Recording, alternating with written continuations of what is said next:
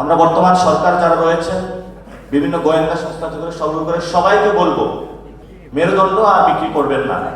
এজন্য আমরা আহ্বান জানাবো বিভিন্ন রাজনৈতিক দল যারা রাষ্ট্র গঠন প্রক্রিয়ায় অংশগ্রহণ করছেন, আপনারা মানুষের দিকে একটু তাকান, দলের স্বার্থ বাদ দিয়ে দেশের স্বার্থের দিকে তাকান।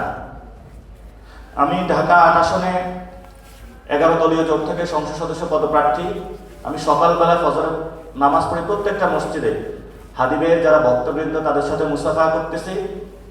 সবার মধ্যে একটা নতুন স্পিরিটের জন্ম দিয়ে গিয়েছেন আমাদের শহীদ ওসমান হাদি। কিন্তু আজকে 32তম দিন ওনার শহীদ হওয়ার এই বর্তমান নির্লজ্জ সরকার শহীদ ওসমান হাদি ভাইয়ের বিচার প্রক্রিয়া নিয়ে কোনো ভিজিবল ক্লিয়ার স্পষ্ট স্টেটমেন্ট জাতির সামনে হাজির করতে পারে নাই। তারা হলো ধরি মাছ না ছুঁই পানি, ওসমান হাদি ভাইয়ের জানাজার অ্যারেঞ্জমেন্ট করে দিয়েছে। অতটুকুই কিভাবে জনগণের ক্ষোভকে শেষ করা যায় এটা হলো তাদের একটা কায়দা কানুন ছিল। আমরা বর্তমান সরকার যারা রয়েছে, বিভিন্ন গোয়েন্দা সংস্থা থেকে শুরু করে সবাইকে বলবো মেরুদণ্ড আর বিক্রি করবেন না। আমাদের ভাই এই বিশ্ববিদ্যালয়ের সন্তান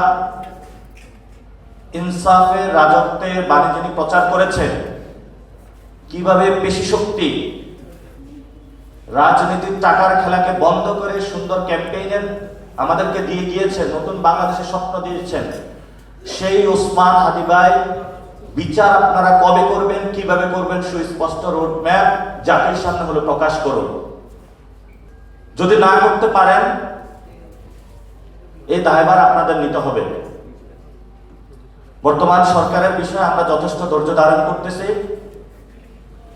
আমি যেহেতু এই আসনে ইলেকশন করছি, আমার প্রথম দায়িত্ব হলো শহীদ ওসমান হাদি ভাইয়ের বিচার নিয়ে পুরো বাংলাদেশে সর্ব জায়গায় যাওয়া।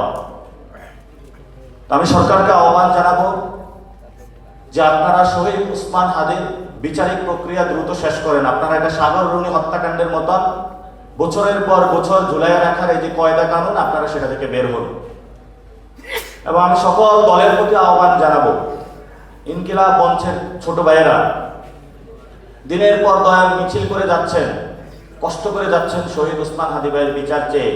পুরো বাংলাদেশে রব উঠেছে হাদি হত্যার বিচার চাই, কিন্তু এই ভয়েসগুলো হলো বর্তমান সরকারের কানে পৌঁছেছে না। কেন পৌঁছতেছে না?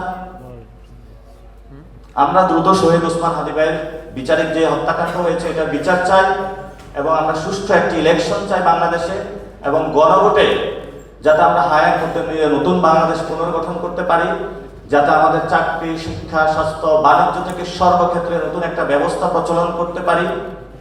সেই ক্ষেত্রে আপনারা যথাযথ উদ্যোগ নেবেন, কারণ বাংলাদেশ যখন হেরে যায় তখন একমাত্র বাংলাদেশের ভরসা হয়ে দাঁড়িয়ে থাকে ঢাকা বিশ্ববিদ্যালয়। আপনাদের ঢাকা বিশ্ববিদ্যালয়ের কাছে বড় ভূমিকা রয়েছে।